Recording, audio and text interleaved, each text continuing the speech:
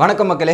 Big பாஸோட third promo release ஆயிருக்கு. இதில் தான் சொந்த செலவுலேயே வாயை கொடுத்து மாட்டிக்கிறதுன்ற விதத்தில் போய் வாயை கொடுத்து அப்படியே மாட்டிக்கினார் ஒரு பக்கம் விஷ்ணு. என்ன அப்படின்றது பார்த்தீங்கன்னா, கமல்ஹாசன் சார் கேட்குறாரு, இந்த போராட்டத்தோட நோக்கம் என்ன, எதனால் புரட்சி படம் ஆட்டம் ஆரம்பிச்சுது அப்படின்னும் போது விசித்ரா சொல்கிறாங்க, சார் அவங்க டீமில் ஒரு 2-3 ரிபல்ஸ் இருக்காங்க. யார் அது அப்படின்னோடனே விஷ்ணு அப்படின்னோடனே விஷ்ணு பதில் சொல்கிறார், சார் அவங்க டெய்லி இதே வேலை செய்கிறவங்களே, காலை இன்ஸ்பெக்ஷன் வருவாங்க, கிச்சன் நீட்டாக இல்லை, அடுப்பு கரையாக இருக்குது, இந்த மாதிரி கேள்விகள்லாம் என்னை பார்த்து கேட்டால் இதில் குறிப்பாக கேட்குறாங்க சார், மல்லிகை சாமான் சொல்லு அப்படின்னு என்ன கேட்குறாங்க சார் அப்படின்ற மாதிரி ஒரு பேசணும். இதெல்லாம் பார்க்குறதுக்கு ஒரு ஃபன்னாக என்டர்டெயின்மெண்ட்டாக இருந்தது.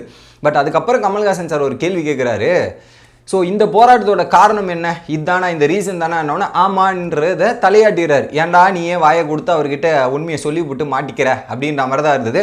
பட் எக்ஸாக்ட் ரீசன் என்ன சொல்லியிருந்தாங்க அன்றைக்கி ஃபைட் அன்றைக்கி நீங்களே எடுத்து பார்த்தீங்கன்னா 2 ரீசன் சொல்லியிருப்பாங்க. குறிப்பாக வந்து இந்த எங்களுக்கு ஒரு ஆளை கொடுங்க, நாங்கள் சமைக்கிறோம், ஒரு ஆள் கொடுங்கன்றது தான் எல்லாருமே சொன்னது. பட் இந்த இடத்துல விஷ்ணு வந்து அதை அப்படியே மாற்றி சொல்லிட்டாருன்னு நான் சொல்ல மாட்டேன். ஏன்னா அதுவும் ஒரு ரீசன் தான்.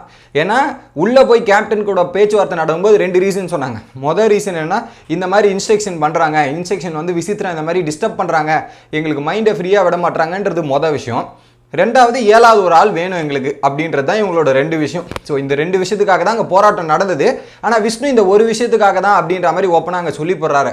ஸோ இந்த 2 விஷயத்த ரீசனை வந்து கமல்ஹாசன் சாருக்கு எடுத்து புரிய வச்சு, இல்லை சார் இதுதான் மெயின் போராட்டம் அப்படின்ற மாதிரி எடுத்து மிச்சருக்கும் புரிய வச்சாதான் உண்டு. இல்லைன்னா அவர் சொல்லிடுறாரு, அப்போது இந்த சண்டை இந்த மாதிரி இஷ்யூவால் தான் நீங்கள் போராட்டம் பண்ணீங்க, அப்போ ஒர்க் லோட்லாம் ஒரு கணக்கு இல்லை, அது ஒரு சும்மா எக்ஸ்கியூஸு, சும்மா ஒரு ரீசனுக்காக அதை சொல்லிட்டீங்க அப்படின்ற மாதிரி சொல்லிடுறாரு.